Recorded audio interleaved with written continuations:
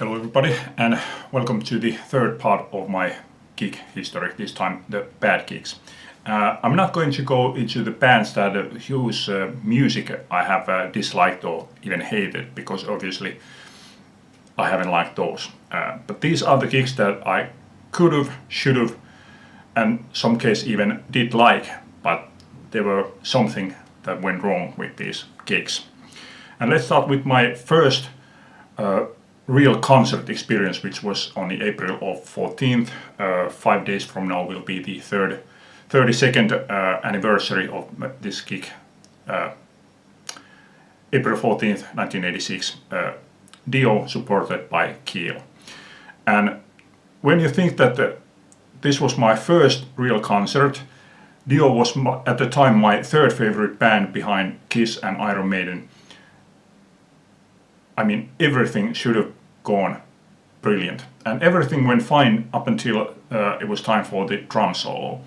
And I can honestly say that out of all concerts that I have been, the Spinny Appice drum solo was the worst drum solo that I have ever seen. I really didn't like that. Over the years I have seen him a couple of times more and he has gotten better, but back then I really didn't like that. Then it was Heaven and Hell, great song. But then it was guitar solo, keyboard solo, guitar solo again, and then he was joined by keyboardist Claude Schnell, and then it was again another keyboard solo. And these solos took over 20 minutes. I don't know why they played so long, those solos again and again, but that is the thing that still is the thing that changed my memory of that concert. Other than that, it was a great concert. Another similar was Red Hot Chili Peppers. Great gig, band played really well, except for Anthony. It was like very obvious that Anthony just did not want to be there. It wasn't like he was singing really badly, but it was just everything, the way he was on stage, way he acted on stage. Basically, he didn't speak much of anything at all to the audience. But it was everything about him that told me that he just did not want to be there. He just wanted to get it over with and done so that he can just leave the stage. Okay, then there are obviously details that can go wrong. And one thing that is always a question mark is the vocals. And when I went to see Bob Dylan for the third time, he just couldn't sing. And now many of you will think that Dylan really isn't that good of a singer. But like I said, I had seen him before. I knew what it was. But this time he just simply could not sing. And I remember sitting there watching him, thinking that if it were anybody else but Dylan, I would walk away from here. But I stayed there until the end. But amazingly, that's not my worst experience. My worst experience was Cinderella. My only guess is that Tom Kiefer does not believe in warming up his voice before the gig, because when the band came up on stage and he started singing, it was awful, and I mean awful, really awful. I mean, my jaw hit the floor. I was like, I couldn't believe that it was so horrible. And before the first song was halfway through, I was already thinking that I am going to leave, that there is no reason for me to stay here. But luckily, I'm a cheap guy, and the ticket had cost quite a bit, so I decided that I will stay here at least for a few songs.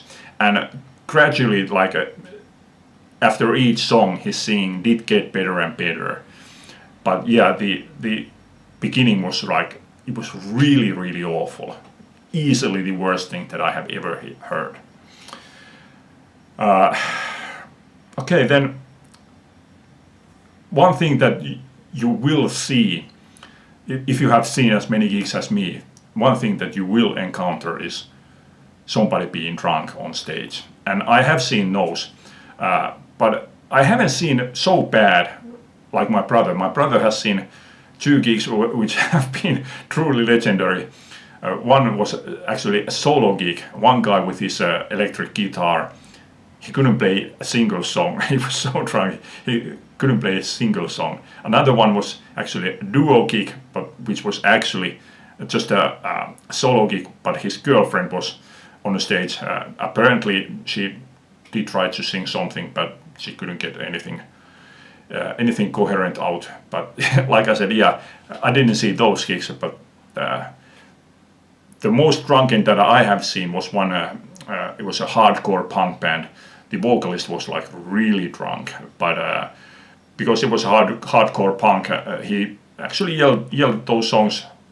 And notice I don't speak about singing. He yelled those songs through, so it's kind of hard to say how well or how badly he did. But other than him trying to walk away after like every song, only to be the guitarist always blocked his way and he pushed him back up on front and put the microphone back in his hand, so they got through another song. But yeah, other than that, I can't really tell how good or bad his yelling was. But my worst drinking experience was when I was drunk at one gig, and it was completely unintentional. I was actually like just ready to leave for this event when a friend of mine, who was actually also a friend of my younger brother, came around, and I was just like, yeah, hi, nice to see you, bye, I'm going to leave. And he was like, no, hold on, let's have a drink first. And I was like, yeah, okay. And I made myself a stiff drink and basically downed it on one and said, thanks, bye, I'm going. And I went to the gig and felt fine this point. No, I didn't feel any effect at this point. I took a small glass of champagne and I was hammered. I was absolutely drunk there. First band was called Don Huonot, and I knew of them at this point because they had their first radio hit, so I was like aware of them. But basically throughout the whole gig I was just trying to determine that are they singing in Finnish or are they singing in English, because I couldn't understand it at all. Second band was Kolmas Nainen, which at this point had become my favorite band. So I knew their songs, but throughout the whole gig I was just standing there like, okay, I know this song, but which song is this? Like it's hold on, it's like and when I finally realized which song it was bang, song ended. So throughout the gig I spent the whole gig trying to realize which song I am listening and never succeeding. Third band was Clifters, but the only thing that I remember from that one is that I saw them coming on stage, and that's it. I don't remember anything else. Maybe I just wandered off somewhere, or maybe I passed out, I don't know. But that's the only thing that I remember it. And then the next band was Balls, but there was actually 2 stages, one upstairs and one was like downstairs, like the entry hallway. And I remember watching them, and then at some point I woke up and I realized that I had fallen asleep standing up. I was standing up, leaning up against this large round marble pillar, and that was finally the point that made me realize that, okay, you are too drunk, go home. And I remember that I was first about to go home by bus, but I thought that if I go and sit in the bus, I probably pass out and then end up somewhere. So I walked home from there, which gave me a little bit of time to get over the worst drunken state. Okay, another thing that obviously can ruin the gigs is the weather if they are outdoor gigs.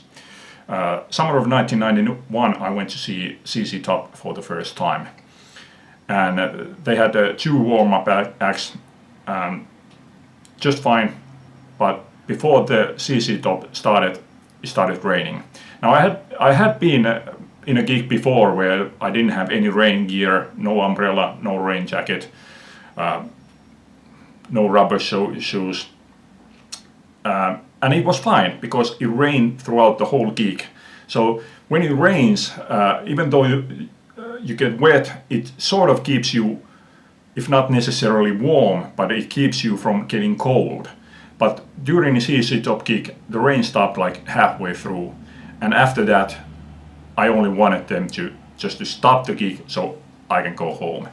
So basically, my only memory of it is being cold and wanting it to be over so I can go home. The only song that I actually remember them playing is Waiting for the Bus, because I know that they usually play Jesus Just Left Chicago and Waiting for the Bus like back to back, but Waiting for the Bus is the only song that I actually remember them playing. And I don't know, did they play well or did they play badly, because I just wanted to go home. The other gig ruined by weather is completely different. I saw Sting on a stadium here in summer of 2001. And no, it was not because of rain. I was actually sitting underneath the roof, so even if it would have rained, it wouldn't have bothered me. But this one was a nice, sunny summer day, warm day. So what went wrong with this one? The wind. And you probably think that there was some kind of a storm wind, but no, it was nice, warm summer day with a breeze, just enough to, cool it a bit, so that it wasn't like a heat. It was warm day, not cold. So what was wrong with the wind? Well, the way it was that the band was like at one end of the stadium and I was sitting like at the opposite end of the stadium. So when the wind was blowing behind the band towards me, there was no problem. But when the wind turned around and the wind blew from behind my back towards the stage, I couldn't hear them. The volume was so low that I couldn't hear them. And I remember when I walked home from there, I was thinking that has my hearing gone so bad that I can't hear the concert? But 2 days later, I read a review on a newspaper, and luckily the news reporter had been sitting there where I was sitting, and he wrote the same thing. And I had to agree with him when he said that if the level of the volume is kept so low because there are people living like right across the street, then there is no point in holding concerts there. And yeah, that's what I thought. I have been there to see other concerts since. Okay. Yeah, okay. Then there are bands, everybody has those bands that have broken up and you wish that they would come back together so you could go and see them. Well, this isn't exactly those bands because this band broke up years before I was even born. This band was active during the years of 62 to 65. This is The Sounds, and this is the first Finnish rock band who gained commercial success. And the guitarist here, Henkka Kränö, was the guitarist of his day. And like I said, they broke up in 65, and 45 years later they got back together again, and I saw them live.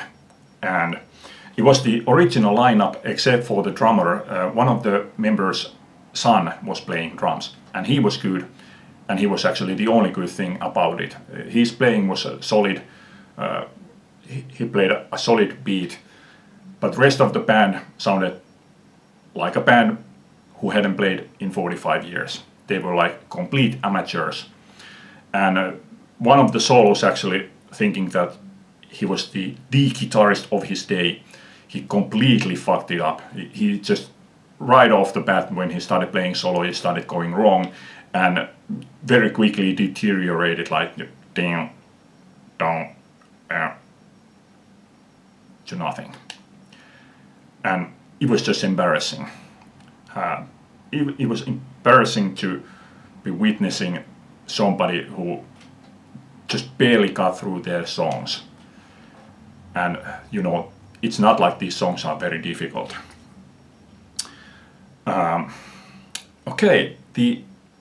Other end again is a gig where band played fine. There was nothing wrong with their playing, nothing wrong with their singing, and it was a band called The Shy. This was the only thing that I knew of them, and actually I still haven't heard anything else from them. This was the only thing that I knew of them, and they were support act to Gary Moore in 1987.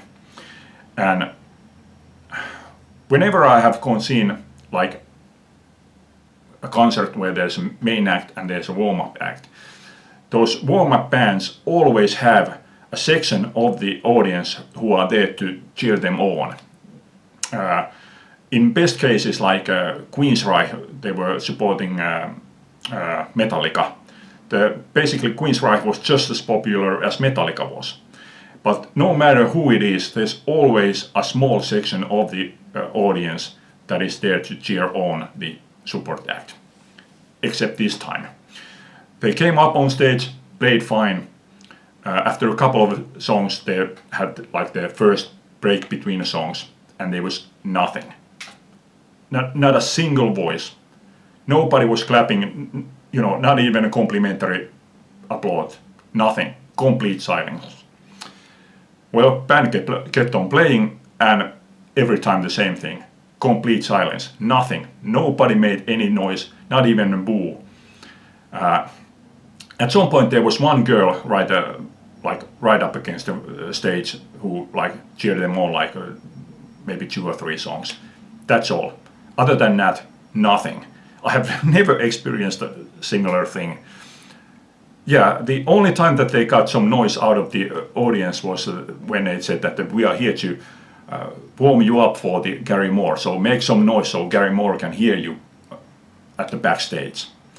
They did this for maybe 2 or 3 times during the gig. But other than that, complete silence. I've never experienced anything like that. So they play the gig, leave the stage, nobody made any noise. The curtains were drawn and it took, 3 to 5 minutes and they came back on stage. So it was obvious that Gary Moore was late, so for whatever reason he was late, so they just needed to come back on stage just to fill up some time. And they realized that this was completely ridiculous, and they came, I remember they came back on stage, they were laughing at the situation. And the vocalist even, he came on stage, he came, "Finland, you are the best rock and roll audience in the world." So at least they could take the joke, but yeah, that was completely amazing thing. But the one thing that I consider to have been the worst gig that I have ever been was this one. Albert Järvinen, Bronx. This was during the summer of 1989. And Albert Järvinen had returned to music after having been away from music for a few years. The previous year, in '88, he had released a blues album, a really, really good blues album. I really think to this day it's one of my favorite albums. But this was a rock and roll band. This is a 3-song rock and roll hoochie coo, Rick Derringer cover, Into the Blues and Federal, which are their own songs. So me and my brother went to see them, and it didn't work. Now, I'm not a musician, so I really don't know what exactly was wrong with it, only that it didn't work. The only thing was the instrumental song Federal. That was good, but other than that, it just didn't work. But when we left home there, we talked about it with my brother, and we weren't that upset. We were just thinking that every gig can't be that good, and we knew that a month later we would be going to see them again. Well, a month later we go to this park, a large park, a lot of audience, and we find ourselves a place to sit. And some drunken guy came up to us and sat next to us and started going like, "Albert Järvinen is the best guitarist ever, and he's going to show everybody how guitarists played, how great he is, and everybody's going to be embarrassed next to him, and he is so great." And we tried to tell him that, we know he is great, but we saw him a few weeks ago, so it wasn't that good. So let's just see how this goes. But obviously he was so drunk that he didn't listen to us. He just kept on going how great Albert Järvinen is. Well, the band came up on stage, started playing, and right from the first moment it was obvious that whatever was wrong the previous time was even more wrong this time. And it didn't take long, like maybe during the first song or maybe the second song, even a drunken guy realized that, yeah, this isn't going well, and he just faded away. And yeah, it was bad. It was really bad. And it was maybe third or fourth song when Albert suddenly just unplugged his guitar and ran off the stage. And now there was a vocalist, drummer and bassist, and they kept on playing for a while. I mean, it was during the same song still, the vocalist ran off. Now there was only drummer and a bass player playing, keep on playing. And a drummer, like, he was like leaning forward and trying to look, because the exit to the stage was like on a corner. He kept playing and trying to look over there what's going on and listening to what's going on. And he kept playing for a while, and then he threw the drumsticks away and ran off the stage. And now this bass player going plom, plom, plom, plom, plom, plom, plom, plom. He played for a while and then he just stopped and walked off. And now there was nobody on the stage. Nothing was going on. There was no announcements. They didn't put the music on from the records. Nothing. Just empty stage. And it took maybe like 5 minutes. Let's say 5 to 10 minutes. And one of the organizers, member of the organization, came up on stage and finally said that, okay, there's going to be a little bit of a break, then they come back on stage and finish up the gig. And it took, I don't know, 10-15 minutes. Band finally came back on stage and they started playing one song which Albert Järvinen is legendary here for, a song called Get On. And on the record, the song is like really tight, short, sharp rock song which lasts about 2.5 minutes. But this time when they got to the chorus, they started playing that chorus over and over and over and over and over and over and over again. It just kept on going, like they played like 8-9 minutes, just that chorus. And even a vocalist at one point said that we are going to murder this song. And it was just ridiculous, like that just keep going and going and going and until they finally just ended the song. And it wasn't like any graceful ending. It was just that drummer stopped the drumming and walked off, and basically everybody just, and that was that. And that was the last time that I ever actually heard of the band. I don't know exactly how long it took until the band before the band broke up, but it wasn't that long. Yeah, that remains in my memory as the worst gig that I have ever been to, because there was like every reason when you listen to this one, it's really, really good. So there was every reason to expect that they would be good, but it wasn't. And still, when you consider that I already had a lower expectations for it because of the previous gig, they still not only they went below the bar, but they dug a hole in the ground and went underneath there. Yeah, that was sort of a miserable ending for that band. Single is still great, I have to say. Yeah, okay, this one has been quite a long one again. I congratulate you if you have watched this one until the end. Leave a comment. Thanks for watching. Bye.